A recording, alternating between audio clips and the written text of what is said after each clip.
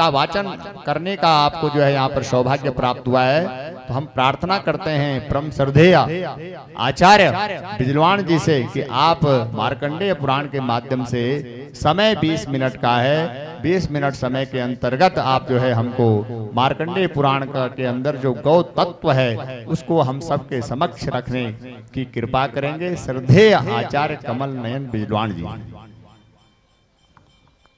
ओम श्री गणेशाय नमः। ध्यायेन नित्यं महेशं रजतगिरिनिभं चारुचन्द्रावतंसं रत्नाकल्पोज्ज्वलांगं परशुमृगवराभीतिहस्तं प्रसन्नं पद्मासीनं समन्तात् अमरगणैर्व्याघ्रकीर्तिं वसानां विश्वाद्यं विश्ववन्द्यं निखिलभयहरं पंचवक्त्रं त्रिनेत्रं। या देवी सर्वभूतेषु शक्तिरूपेण संस्थिता नमस्तस्यै नमस्तस्यै नमस्तस्यै नमो नमः। योऽन्तः प्रविश्य मम वाचमिमां प्रसुप्तां सञ्जीवयत्यखिलशक्तिधरश्वधाम्नः।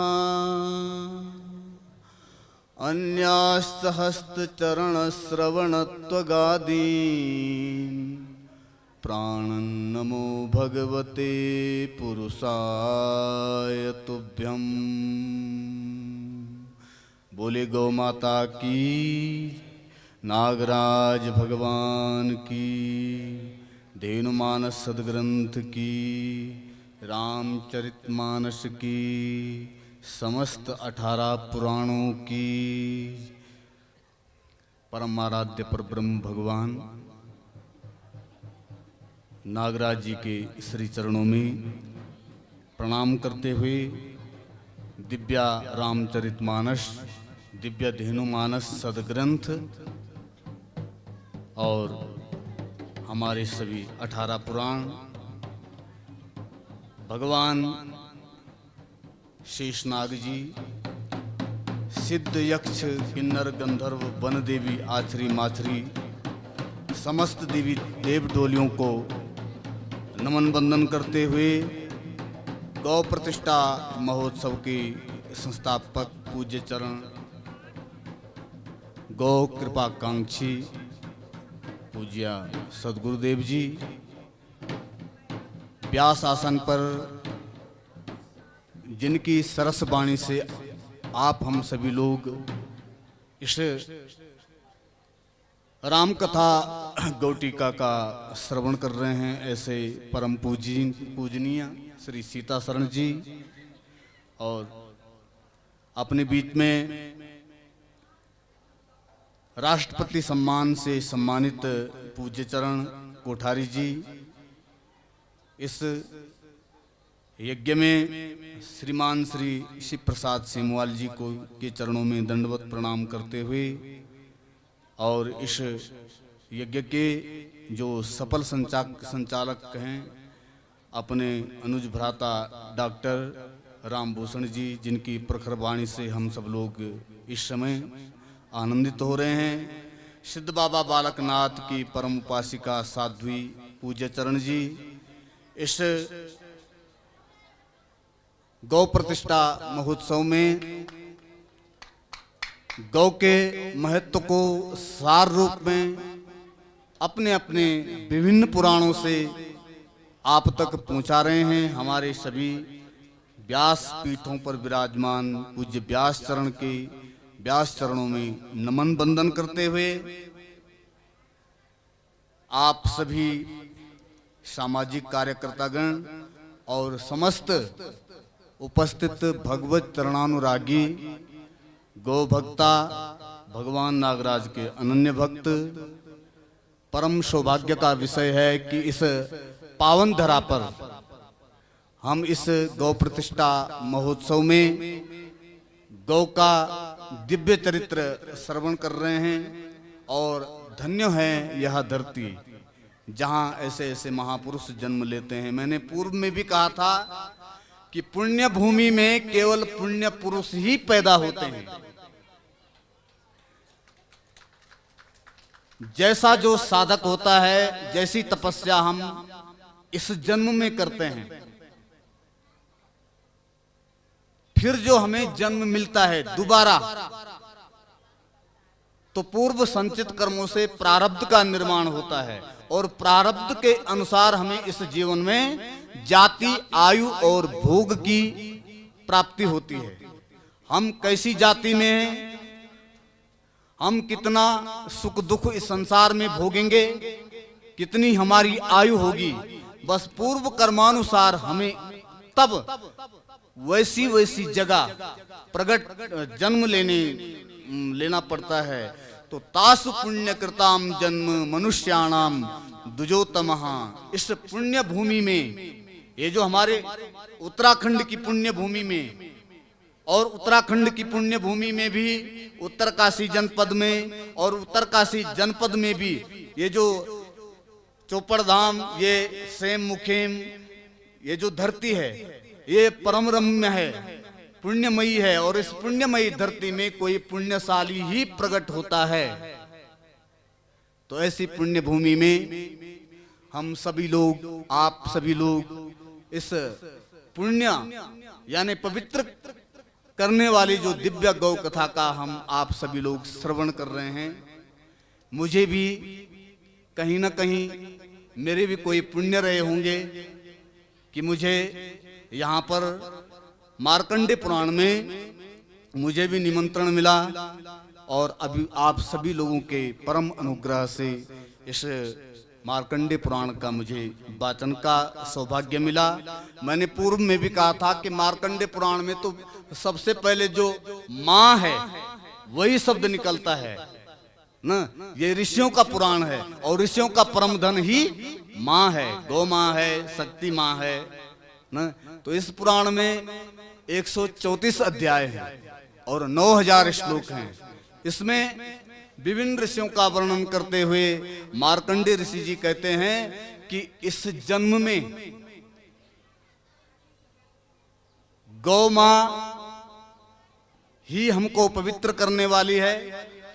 और जब यह शरीर हमारा समाप्त हो जाता है, उसके बाद हमारे सनातन धर्म में ऐसी विधि है कि मरने के पश्चात हमारे जो पुत्र होते हैं, उन पुत्रों के द्वारा हमारे लिए श्राद्ध कर्म किया जाता है। और श्राद्ध का मतलब होता है जो अपने पितरों के निमित्त हम अपनी श्रद्धा से जो अर्पण करते हैं उसी को श्राद्ध कहते हैं। और श्राद्ध में गौ दुग्ध की खीर का पिंड और गौ दुग्ध से तर्पण, ये सब हमारे सनातन धर्म में ऐसा वर्णन मिलता है कि श्राद्ध करने से व्यक्ति को मोक्ष मिलता है, सद्गति मिलती है। और जिसका श्राद्ध कर्म नहीं होता है ना, उसकी सद्गति नहीं होती है। गरुड़ पुराण में आप इस बात को सुनते हैं। तो ये जो मार्कंडे पुराण है, इसमें मार्कंडे ऋषि जी ने श्राद्ध कर्म का बहुत ही विशद वर्णन किया है। और श्राद्ध कर्म से जब हमारे मन में अपने पितरों के प्रति श्रद्धा उत्पन्न हो जाती है, देवताओं के प्रति श्रद्धा उत्पन्न हो जाती है, गौ के प्रति श्रद्धा उत्पन्न हो जाती है, तत्पश्चात इसी पुराण में मार्कंडे ऋषि जी ने शक्ति का वर्णन किया गया है। जिस शक्ति की परम उपासना से यहाँ पर जो लक्ष्य चंडी हुई थी 108 ब्राह्मणों के द्वारा, 108 ब्राह्मणों के द्वारा उस शक्ति की उपासना हुई। और उसी शक्ति के कारण पूज्य महाराज जी को वह एक दिव्य ज्योति मिली, वह एक दिव्य शक्ति मिली जो धीनु मानस को रचने में सहायक हुई। और फिर 18 पुराणों का सार, महाभारत का सार, 6 शास्त्रों का सार, त्वया खलु पुराणानि शेतिहासानि चानगः आख्यातानपि धीतानि धर्मशास्त्राणि चान्युतः। उन सभी को मनीषाक्षी मथानी लेकर के और जो मंथन किया वही ग्राम्य ग्रामी धेनुमानस सदग्रंथ प्रकट हुआ। बोली धेनुमानस सदग्रंथ की, तो उसी शक्ति का इसमें विशद वर्णन किया गया है। जो शक्ति हमारे इस जीवन में हमको मुक्ति भी देती है और भुक्ति भी देती है, मुक्ति भुक्ति प्रदायिनी है। तो हमारे इतिहास पुराणों में वर्णन मिलता है कि यहाँ 14 मनवंतरों का वर्णन किया गया है। उसमें सूर्य के पुत्र सावर्णी और उनको मां भगवती की उपासना से, और भगवती का वर्णन आप पूज्य सदगुरुदेव जी के मुखारबिंद से सुनते हैं, तो जो शक्ति है जो वह गाय की पीठ पर ही है। सारे देवताओं का वास उसी में है, तो मैं अन्यत्र कहीं से नहीं बोल रहा हूं। जो शक्ति है वो भी वही है। तो उसी शक्ति की कृपा से सूर्य के पुत्र सावर्णी ने मनवंतर पद प्राप्त किया। कथा ऐसी है कि एक सुरत नाम का राजा है और स्वारोचिस मनवंतर में प्रकट हुआ, चैत्र वंश में प्रकट हुआ, लेकिन सारी पृथ्वी को, सारे भूमंडल का राज्य है वो। महामाया अनुभावेन यथा मनवंतराधिपः सा बभूव महागभागा सावर्णिस्तनयोर्वी तस्य पालयता सम्यक प्रजापुत्रा निबूरसान बभूहु शत्रु भूपा कोला विध्वंसिनिस्तदा। जो ये सुरत नाम का राजा है, ये सारी पृथ्वी का राज्य है, राजा है। लेकिन वहां एक कोला विध्वंसी नाम का जो क्षत्रिय है, उस क्षत्रिय से सुरत राजा की शत्रुता हो गई और उसने रणांगण में सुरत राजा को अपनी सेना के द्वारा, अपने द्वारा परास्त कर दिया। और परास्त होने पर युद्ध भूमि को छोड़ करके अपने देश में आए सुरत नाम के राजा, और वहीं अपने राज्य का संचालन करने लगे। लेकिन ये अपनी प्रजा को औरस पुत्रों की भांति पालन करते थे, माने अपनी संतान की तरह अपनी प्रजा का पालन करते थे। लेकिन ये जो ये कोला विध्वंसी नाम का जो क्षत्रिय था, ये संख्या में तो ज्यादा नहीं था लेकिन शक्ति में ज्यादा था। और इसने फिर सुरत नाम के राजा के ऊपर उनके देश में भी युद्ध किया, और युद्ध करके जो सुरत नाम का राजा का जो राज खजाना था, जहां कोष जमा होता था, उस पर अपना अधिकार जमा करके और वहां अपना आधिपत्य जमा दिया। और उसके बाद सुरत नाम के राजा वन में शिकार खेलने के लिए चल पड़े कहीं घनघोर जंगल में, और वहां मेधातिथि के आश्रम में पहुंचे। मेधातिथि ने जैसे ही सुरत नाम के राजा को देखा, कहा कि तुम इस स्थिति में यहाँ क्यों आए हैं। तब सुरत नाम के राजा ने कहा कि महाराज, मेरा जो राज्य है वह मुझसे छीना गया है, और अब मुझे इसी बात का दुख है कि जिस प्रजा को मैं अपने औरस पुत्रों की भांति पालन करता था, जिस कोष की वृद्धि मैंने न्याय पूर्वक से करी थी, बड़ी मेहनत से करी थी, न जाने ये दुष्ट कोला विध्वंसी ये क्षत्रिय उस कोष का कैसे उपयोग कर रहे हैं। वह सारी मेरी प्रजा किस प्रकार से होगी। ऐसा चिंतन करते करते वहीं एक मेधातिथि ऋषि के आश्रम में एक समाधि नाम का वैश्य दिखाई दिया। लेकिन समाधि नाम का जो वैश्य था, उसकी मुखाकृति को देख करके सुरत राजा उनके सामने गए। वो भी दुखी थे, सुरत नाम के राजा भी दुखी थे, दोनों मिलते हैं। और सुरत नाम के राजा ने समाधि नाम के वैश्य को पूछा कि तुम यहाँ किस लिए आए हो? तुम्हारी मुखाकृति को देख करके लगता है कि तुम किसी घनघोर समस्या में हैं। तो तब वह समाधि नाम का वैश्य बोला कि मेरे पुत्रों ने मुझे घर से निकाल दिया है, और मेरे पास जो धन संपत्ति थी वह अपने आप ले ली, क्योंकि इस समाधि नाम के वैश्य ने अपनी संतान को संस्कार न दे करके बस धन चिंतन की बार बार चिंतन है, बस यखन पैसा आओ तखन पैसा आओ, टका कर्म टका धर्म टका ही परमेश्वरम, यस्य पार्श्वे टका नास्ति, हा टक टक टकायते, केवल पैसा ही पैसा सिखाया, संस्कार नहीं दिए। और संस्कार न देने के कारण आज इस समाधि नाम के वैश्य के पुत्रों ने इनको घर से निकाल दिया और ये सारी व्यथा समाधि नाम के वैश्य ने सुरत राजा को सुनाई।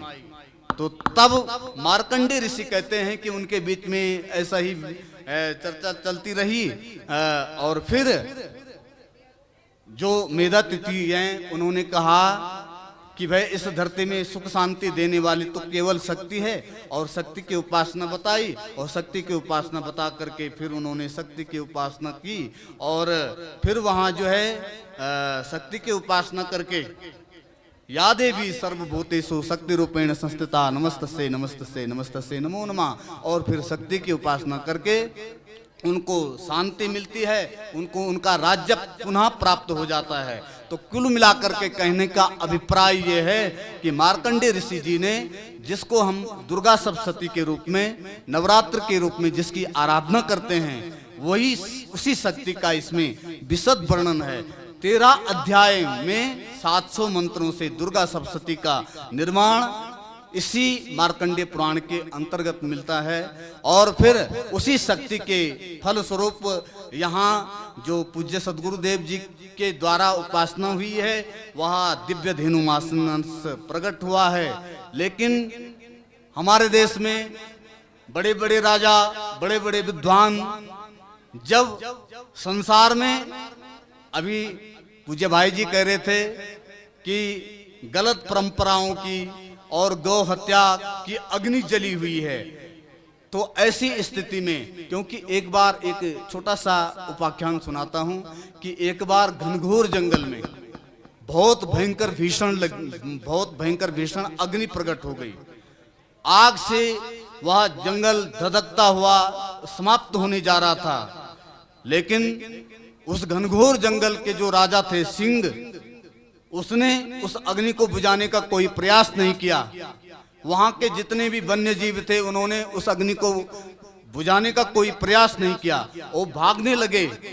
लेकिन उसी जंगल में एक छोटी सी पक्षी है, उसने देखा कि सारा जंगल जल रहा है, जिस जंगल में हमने बचपन बिताया है, हम खेले कूदे हैं, वहां मेरी जन्मभूमि जल रही है, लेकिन ये बड़े बड़े राजा, ये बड़े बड़े विद्वान, ये बड़े बड़े आचार्य, ये बड़े बड़े देश को चलाने वाले लोग, ये तो किंचित मात्र भी इस धरती की ओर देख भी नहीं रहे हैं। तब उस पक्षी ने कहीं दूर जाकर के एक तालाब से अपनी चोंच में पानी भरा और जहां वो भीषण आग लगी हुई थी उसको बुझाने के लिए अपनी चोंच का पानी छोड़ती है। और ऐसा करते करते बहुत दिन हो गए। एक दिन जब उस जंगल के राजा सिंह ने देखा कि ये पक्षी ये पागल तो नहीं हो गई है, ये क्या कर रही है, इससे ये भीषण आग बुझ जाएगी? कदापि नहीं। आए वो जंगल के राजा, उसको डांटने लगे, ए पक्षी तू कहीं पागल तो नहीं हो गई है, तू क्या कर रही है, तेरी चोंच में कितना पानी आता है और उस चोंच के पानी से ये जंगल की आग बुझ जाएगी? तो तब उस पक्षी ने कहा, महाराज मैं भली भांति समझती हूँ कि मेरे मुख में जो पानी आता है, मेरे चोंच के पानी से इस घनघोर जंगल की आग न बुझेगी न बुझने वाली है। लेकिन जब इस भीषण अग्निकांड का देश में इतिहास लिखा जाएगा तो मेरा नाम न आग लगाने वालों में होगा न आग बुझाने वालों में होगा, मेरा नाम केवल आग बुझाने वालों में मेरा नाम होगा, न भागने वालों में होगा। उसकी इस बात को सुनकर के जंगल के राजा की चेतना लौटी, वन्य जीव सब जागे और सबने कहा कि यार ये छोटी सी चिड़िया ऐसा प्रयास कर रही है, हम क्यों ना करें। और सब लोग जो है फिर पानी भर भर करके और उस आग को बुझाने लग गए और एक समय आया कि वहां आग बुझ गई। इसी प्रकार से जो ये कुरीतियों की, जो ये गलत परंपराओं की जो भीषण आग लगी हुई देश में, ये जो प्रतिदिन हमारे देश में कई लाख गायें एक दिन में ही कट जाती है, वो जो भीषण आग लगी हुई है उस और ना तो किसी राजा का ध्यान है, ना कोई बड़े जो इस देश में बड़े बड़े धर्म का उपदेश देने वाले हैं, ना तो उनका ध्यान जा रहा है। तब कहीं उत्तराखंड की इस दिव्य भूमि में पूज्य महाराज जी के मन में ये शुभ संकल्प जागा। उन्होंने यह प्रयास किया और प्रयास करते करते सारे देश के राजाओं की नींद भी उड़ेगी और सबको प्रेरणा मिलेगी और एक दिन यह लक्ष्य पूर्ण होगा। तो कुल मिला के मां शक्ति की आराधना से ये सब कुछ होता है। तो मेरा आप लोगों से केवल अंत में एक ही निवेदन है कि जैसे पूज्य भाई जी ने अभी आपके सामने कहा था कि अब तो हमारे ये जो गांव है ये केवल वृद्ध आश्रम ही रह गए। तो हम अपने माँ बापों का भी ध्यान रखें, गौ की सेवा भी करें और जिस गाय का हम जीवन भर में दूध पी रहे हैं, जब तक वो दूध दे रहे हैं तब तक हम उसका भरण पोषण अच्छी तरह से अपने घरों में कर रहे हैं। जिस दिन उसने दूध देना बंद कर दिया, बस तत्क्षण भी हम उसको क्या कर रहे हैं कि उसको घर से छोड़ करके और तब वो गाय जो है कहीं बाजारों में और कहीं दर दर की ठोकर खा रही है। तो ना तो उस गाय को वो ठोकर खाने के लिए मजबूर करें और ना ही उन गायों को कहीं गौशाला में कैद करें, ना केवल अपने घर में ही उसका भरण पोषण करें। और जब तक प्रत्येक व्यक्ति ऐसा संकल्पित नहीं होगा, गौ के प्रति पूर्ण समर्पित नहीं होगा, तब तक जो है न गाय बचेगी और न गाय का कुछ हो सकता है। लेकिन जब हम सब प्रत्येक व्यक्ति अपने मन से ही गाय की महत्ता को समझ करके और अपने ही घरों में अपने ही गाय का भरण पोषण करेंगे और जब जब देश में महाराज जी जैसे पूज्य चरणों के द्वारा ऐसा अभियान चलता है तो तब हम अपनी आहुति दे करके इस अभियान को सफल बनाने का प्रयास करें। और इन्हीं शब्दों के साथ समय अधिक होने के कारण आप सभी को नमन बंदन करते हुए, भगवान नागराज को नमन बंदन करते हुए, 18 पुराणों में बैठे हुए जिनके सामने बोलने की हिम्मत तो क्या करें, वाणी मूक हो जाती है, शब्द काम नहीं देते हैं, मन विचलित हो जाता है। ऐसी स्थिति में आप सभी पूज्य चरणों में नमन बंदन करते हुए, आप सभी मातृशक्ति को नमन बंदन करते हुए अपनी वाणी को यहीं पर विराम देता हूँ। बोले गौ माता की जय, सत्य सनातन धर्म की, नागराज भगवान की जय। मां सभी लोग पूज्य व्यास जी का करतल ध्वनि से अभिनंदन करेंगे तालियों के साथ। बहुत सुंदर आपने विभिन्न दृष्टांतों के माध्यम से गौ का जो तत्व है उसको हम तक पहुंचाया। आप वंदनीय है, आपकी वाणी में जो ओज है वह भगवान नागराज सदैव बना के रखें। और बहुत अच्छी बात आपने कही कि वे हम सब का परम कर्तव्य है कि गौ की रक्षा होनी चाहिए, गौ का संवर्धन होना चाहिए। सभी लोग गौ माता की सेवा करें, एक एक गाय सब रखें। लेकिन इन सब से ऊपर जो संकल्प उत्तराखंड की पावन धरा से उठा है, गौ माता राष्ट्र माता का जो संकल्प पूज्य गुरुदेव भगवान के मुखार बिंद से उत्तराखंड की समस्त देव शक्तियों ने, ब्रह्मांड की समस्त देव शक्तियों ने पूज्य महाराज श्री के मन मस्तिष्क से जिस संकल्प को प्रस्फुटित किया है, उस संकल्प का सार हमको समझना आवश्यक है। हमारा जो संविधान है ना, हमारा संविधान जो है भारत का, वो आर्टिकल 25 में कहता है, यानी धारा 25 में कहता है कि इस देश में रहने वाले समस्त व्यक्तियों की, वो किसी भी धर्म का हो, किसी भी मजहब का हो, उसके आस्था यानी उसकी जहां आस्था है उसका सम्मान करना, उसकी रक्षा करना भारत की सरकार का कर्तव्य है। ध्यान से